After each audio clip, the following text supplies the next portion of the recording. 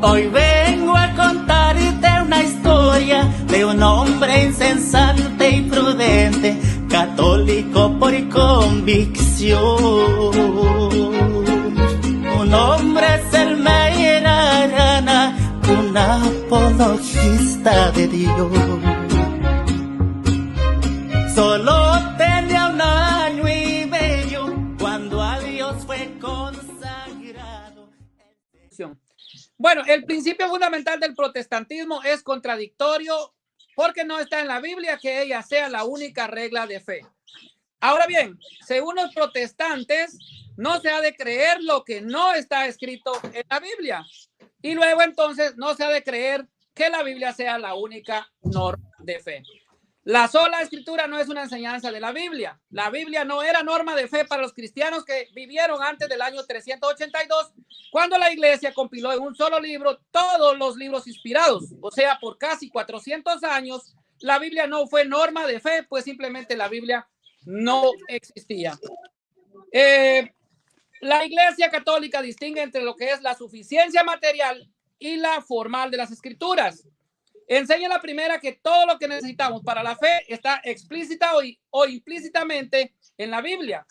Pero la iglesia condena la segunda, que es la suficiencia formal de la Biblia, que dice que la interpretación de las escrituras es tan clara para cada aspecto religioso que ni la tradición ni la iglesia es necesaria para entenderla.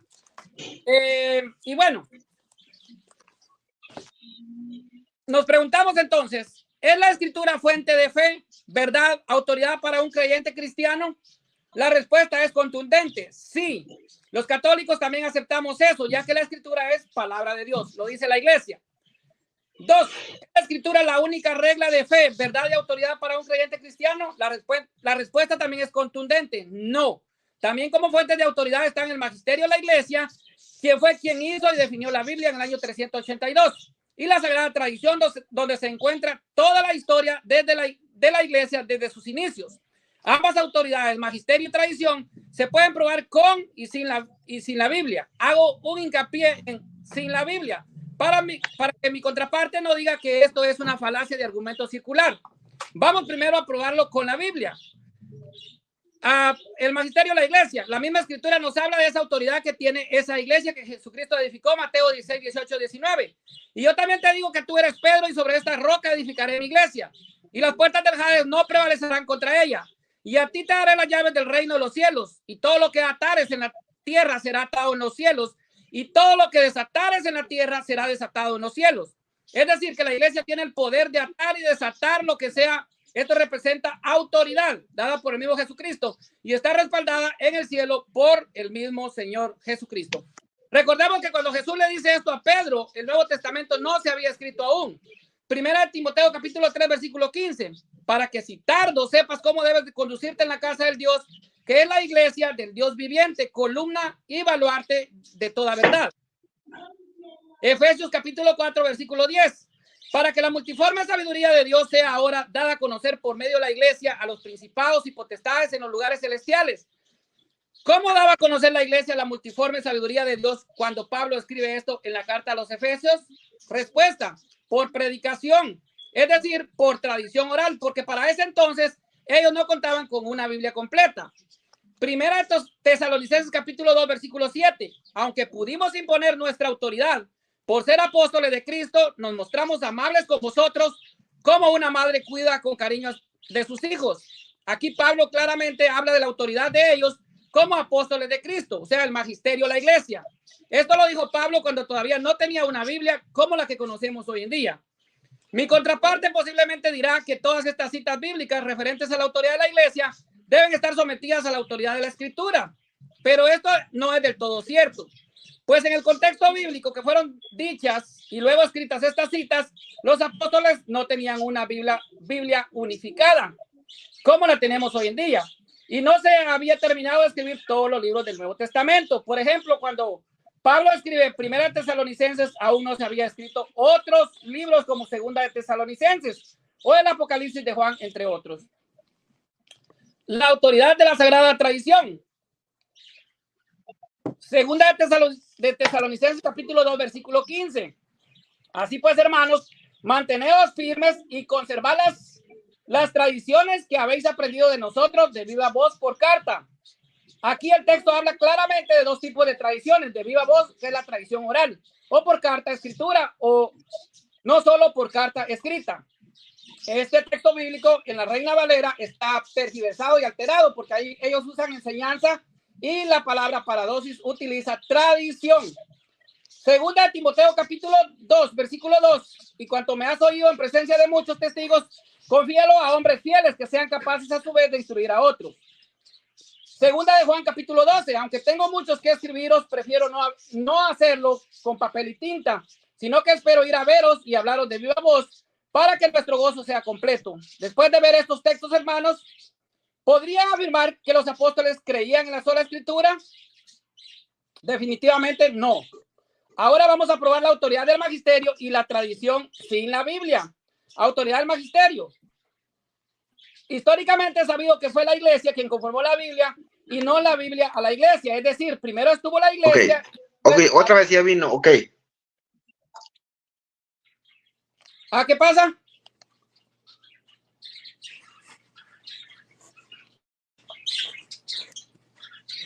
¿Está bien? No se está, no se está escuchando bien. Tiene mucho, pero lo paré tu tiempo, ¿ok? Está parado. Pastor, ¿usted yo lo escucha lo bien? escucho perfectamente bien, yo lo escucho. Oh, ok. Ok, tal vez sea Sí, el yo lo he internet. escuchado Ok, perfectamente entonces, bien. le voy a poner su tiempo. Sí, continúalo. Ok, le voy a decir su tiempo, ¿ok? Ok. Ok, continúas. Ok, perfecto. Entonces, voy con la autoridad del magisterio. Históricamente es sabido que fue la iglesia quien conformó la iglesia y no la Biblia la iglesia. Perdón, fue la iglesia quien conformó la Biblia y no la Biblia la iglesia. Es decir, la Biblia nace de la iglesia. Es decir, primero estuvo la iglesia y después la Biblia.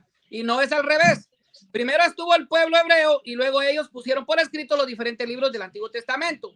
Incluso varios siglos después de Cristo, los judíos ponen por escrito la tradición oral sobre la interpretación de la Torah de parte de sus sabios. Así nace el Talmud, y que es la Mishnah y la Gemara. Luego, primero estuvo la iglesia cristiana primitiva y luego ellos ponen por escrito los diversos libros evangélicos y cartas del Nuevo Testamento. No al revés. Siglos después es la iglesia quien por medio de concilios, que es la máxima voz de la iglesia y la máxima voz de autoridad en la iglesia, definen y dogmatizan el canon bíblico para los cristianos. La Biblia no apareció de la nada ni por arte de magia. Fue un proceso que llevó muchos siglos para su conformación final. Autoridad de la sagrada tradición, siglo II, sacerdocio ministerial. San Irineo de Lyon contra las herejías, libro 4, 8, 3. Y todos los apóstoles del Señor son sacerdotes que no heredan aquí ni tierras ni casas, sino que sirven a Dios y al altar continuamente. El bautismo de los niños, que según los protestantes no está en la Biblia. El bautismo de infantes lo encontramos atestiguando de forma explícita en la tradición cristiana y es una enseñanza que proviene de los apóstoles. Así lo dice en el siglo III el bautismo de niños, Orígenes de Alejandría. La iglesia ha recibido a los apóstoles la costumbre de administrar el bautismo incluso a los niños. También vemos en el siglo IV a San Atanasio de Alejandría, cuando menciona el libro del Eclesiástico como Sagrada Escritura, a pesar de que para esa época la iglesia aún no había definido el canon bíblico. ¿Está bien? Sí, ok. Siglo IV, los deuterocanónicos, Eclesiástico, San Atanasio de Alejandría, Apología contra los arrianos, como Sagrada Escritura. Yo felicito a la excelencia de Serapión porque él está luchando tan seriamente, adorándose con hábitos sagrados y está avanzando hacia un mayor elogio en memoria de su padre. Porque como dice la Sagrada Escritura, muere el padre y es como si no muriera, porque deja detrás de sí a uno igual a él. Eclesiástico 34. Así que, hermanos, rechazar la autoridad de la tradición por parte del protestantismo es desdeñar los primeros 4 siglos del cristianismo, periodo en que se predicó sin Biblia. Concluimos que la autoridad del magisterio y la tradición se puede comprobar con Biblia y sin la Biblia. Pero probado que existen 3 tipos de autoridad en la iglesia, pasemos entonces a ver qué es la sola escritura. La sola escritura es la doctrina protestante que enseña que la escritura es la única, máxima y suficiente regla de fe, verdad de autoridad y de infalibilidad para un creyente cristiano. Algunos grupos protestantes modernos incluso han llegado a radicalizar este concepto, afirmando que si algo no está textual o literalmente en la Biblia, ellos no lo aceptan. O sea, simplemente no existe lo que no está escrito en la Biblia. Ahora, si nosotros analizamos detenidamente esta definición de la sola escritura, nos vamos a encontrar con varias contradicciones, pero antes vamos con la definición de la palabra sola. Definición de sola. Sola significa solamente, únicamente y nada más. Único en su especie. Sola significa solamente, teniendo en claro el concepto de sola, ahora vamos a las contradicciones de la sola escritura. Primera contradicción del principio protestante. Es la única y máxima regla de fe, verdad y autoridad. Aquí hay una contradicción muy grande para los protestantes, porque si es la máxima, significa que no es la única, como anteriormente se dijo. Esto viene del latín maximus, del adjetivo más grande que cualquier otra en su especie, es decir, que si es la máxima, es la mayor entre otras, o sea que hay otras, por lo que hay otras cosas de menor grado y por lo tanto ya no sería la única. Se mueren, se caen pedazos el concepto de sola y única. Segunda contradicción protestante. Es suficiente. Es la enseñanza de que la Biblia es toda la revelación que se necesita para equiparar a los creyentes para la vida. Suficiencia formal, de que la Biblia se interpreta a sí misma y que no ocupa de ningún intérprete. Aquí hay otra contradicción, porque si la escritura es suficiente y no ocupa de intérprete, ¿por qué encontramos tantas interpretaciones distintas y que dan lugar a diferentes doctrinas en el mundo protestante? Y además son doctrinas que chocan entre sí. Por ejemplo, tenemos a los pentecostales que dicen basarse en la sola escritura. Sin embargo, unos son trinitarios y otros son unicitarios. Los episcopales, ellos tienen obispos y sacerdotes. Los evangélicos modernos no los tienen. Los luteranos creen en el bautismo de niños. Los evangélicos bautistas no creen. Los anglicanos creen en la virginidad perpetua de María y los evangélicos no. Los anglicanos creen en la virginidad perpetua de María y los evangélicos no lo creen. Unos creen que el día del Señor es el sábado y otros creen que es el domingo.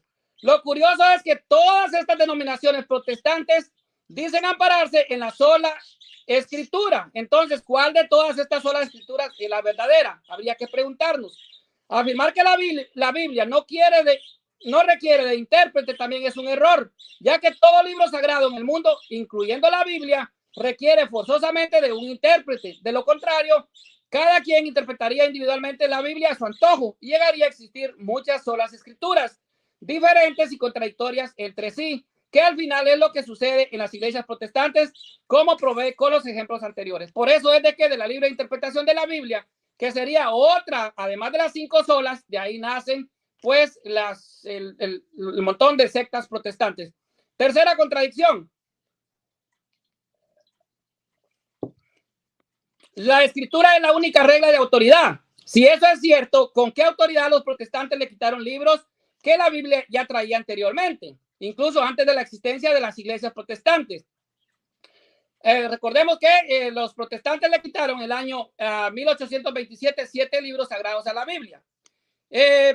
Y además, ¿con qué autoridad interpretan la Biblia? Bueno, pues con la autoridad de ellos, o sea, de los mismos evangélicos, los mismos protestantes, empezando con la opinión personal de Martín Lutero y posteriormente con los seminarios bíblicos y las confesiones de fe protestantes, como la de Westminster, donde se demarcó el canon de sus Biblias con 66 libros.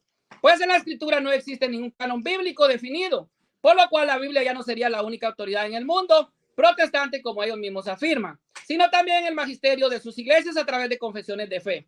La cuarta contradicción protestante. La escritura es la única regla de verdad. Aquí habría que preguntarse, si la escritura es la única regla de verdad, ¿por qué el protestantismo mutiló esa verdad al quitarle libros que la Biblia ya traía antes de sus iglesias? Y volvemos entonces a cómo quitaron los 7 libros deuterocanónicos en el año 1827, toda vez que las Biblias protestantes las tenían, como por ejemplo la Biblia del Oso del año 1569 y la Biblia del Cántaro del año 1602. Y bueno, déjame ver. Bueno, aparte hay que agregarle a este punto que la sola escritura no aparece de forma explícita o implícita en ningún libro de la Biblia. Voy a hacer un espacio aquí porque parece que se nos fue el moderador. Déjeme ver. Elber, ¿tú mismo estás midiendo tu tiempo? Aquí, ahí va bien, ahí va bien. Ahí va bien. Ok. Entonces continúo. Bueno, iba entonces de que aparte hay que agregarle este punto que la sola escritura no aparece de forma explícita o implícita en ningún libro de la Biblia, ya que sea del Antiguo o Nuevo Testamento, en ningún capítulo o versículo, ni tampoco su creador, Martín Lutero, fue un personaje bíblico, por lo que es una doctrina doblemente contradictoria en teología. Y existe una regla que afirma que doctrina que se contradice es una doctrina que no proviene de Dios, porque Dios nunca se contradice. Entonces recuerden, hermanos, que una verdad a media es una mentira. Vamos a demostrar a continuación por qué el judaísmo, bueno, y si me da tiempo, Jesucristo y los apóstoles, la iglesia cristiana primitiva y los padres de la iglesia no practicaron la sola escritura. Vamos a ver, por ejemplo, el judaísmo, sabemos que ellos tenían tradición, tenían la Torah, que son los libros de la ley, y también tenían un magisterio, que es el Cohen Gadol. Estos eran los que encargados de interpretar la Biblia, entonces no eran solo escritura. Ahora vamos a ver en cuanto a Jesucristo. Él tampoco creía en la sola escritura. Veamos Juan 13, 34 al 35. Un mandamiento nuevo doy, que os améis unos a otros como yo os he amado. En esto conocerán todos que soy mis discípulos. Si tuviéramos amor los unos con los otros, entonces vamos a ver qué nos dice la Real Academia de la Lengua Española. Nuevo. Viene el latín novus, que significa en el adjetivo recién hecho o fabricado. Es un adjetivo que sobreviene o añade algo que había antes. Noten ustedes que aquí Jesús da un nuevo mandamiento aparte de los que ya estaban establecidos en el Antiguo Testamento. Es decir, él añade uno más, violando, según la mala interpretación de los protestantes, lo dicho en Proverbios 35:6, de no añadir a la palabra de Dios. Otro texto que demuestra que Jesús no era solo escritura es el de Mateo 5:38-39. Habéis oído que se dijo ojo por ojo y diente por diente, pero yo os digo, no resistáis al que es malo. Antes bien, cualquiera que te abofetee en la mejilla derecha, vuélvele también la otra. Es decir, aquí Jesús da una enseñanza nueva y distinta a la de Éxodo 21:24, donde aparece la ley del talión. Los apóstoles, ellos tampoco fueron solo escritura, ya que de haber sido así, no hubieran organizado el concilio de Jerusalén, que esto lo encuentra usted en Hechos 15. Para discutir y determinar si los hombres gentiles conversos al cristianismo tenían o no que circuncidarse. Pues de basarse solo en la escritura del Antiguo Testamento, ellos hubieran determinado que sí tenían que circuncidarse, como lo indica Génesis 17:12-13. Sin embargo, decidieron algo totalmente contrario a lo que enseña y practica hasta el día de hoy el judaísmo en la ley de Moisés. Recordemos que cualquier hombre gentil que se convierta al judaísmo tiene obligatoriamente circuncidarse porque es parte de la ley mosaica. Pero como diría Pablo en sus cartas a los Gálatas y Romanos 6:14, los cristianos ya no vivimos bajo la maldición de la ley, sino bajo la gracia de Dios. Una enseñanza nueva y diferente a la ley mosaica del Antiguo Testamento. La iglesia cristiana primitiva, ellos tampoco fueron solo escritura. Porque de haber sido así, todas las comunidades cristianas hubieran utilizado el mismo cuerpo de escrituras sagradas. Sin embargo, vemos que eso no fue así. Por ejemplo, los cristianos de Roma, en el canon muratoriano, incluían el libro de Apocalipsis de Pedro, pero no tenían la carta a los hebreos ni una carta de Juan. Otras comunidades usaban la Didache o pastor de Hermas. En Alejandría, donde San Atanasio era obispo, no se aceptaba el libro de Esther como inspirado, al igual que en la ciudad de Sardes, donde Melitón fue obispo. Por lo que se concluye que definitivamente los primeros cristianos tampoco fueron solo escrituras. ¿Qué opinaban los padres de la iglesia sobre este asunto? ¿Eran ellos solo escritura? Vamos a ver que la respuesta es no. Ellos aceptan la autoridad de las escrituras, más que las escrituras fueron el único medio de fe, verdad y autoridad. Papías de Hierápolis, 69 al 150. Junto con las interpretaciones, no vacilaré en añadir todo lo que aprendí y recordé cuidadosamente de los ancianos, porque estoy seguro de la veracidad de ellos. A diferencia de la mayoría, no me deleité en aquellos que decían mucho, sino que en los que enseñan la verdad, no en los que recitan los mandamientos de otros, sino los que repiten los mandamientos dados por el Señor. Y siempre que alguien veía que había sido seguidor de los ancianos, les preguntaba por sus palabras que habían dicho, Andrés o Pedro, o Felipe o Tomás, o Jacobo o Juan, o Mateo o cualquiera otro de los discípulos del Señor. Y lo que Aristión y el anciano Juan, discípulos del Señor, estaban aún diciendo, porque no creía que la información de libros pudiera ayudarme tanto como la palabra de una voz viva sobreviviente. Irineo de Lyon, en el año 130 o 102 después de Cristo, dice, ¿por qué al usar las escrituras para argumentar, la convierten en fiscal de las escrituras mismas, acusándolas o de no decir las cosas rectamente o de no tener autoridad y de narrar las cosas de diversos modos? No se puede en ellas descubrir la verdad si no se conoce la tradición, porque según dice, no se transmitirá la verdad por ella, sino de viva voz. Por lo cual Pablo habría dicho, hablamos de la sabiduría entre los perfectos, sabiduría que no es de este mundo. Cuando nosotros los atacamos con la tradición de la iglesia, custodia a partir de los apóstoles por la sucesión de los presbíteros, y se oponen contra la tradición. Y terminan por no estar de acuerdo ni con la tradición ni con las propias con las escrituras mismas. Semejante a los protestantes. Juan Crisóstomo, año 347. Ok, ya está el tiempo. Bueno, lo dejo ahí. Gracias.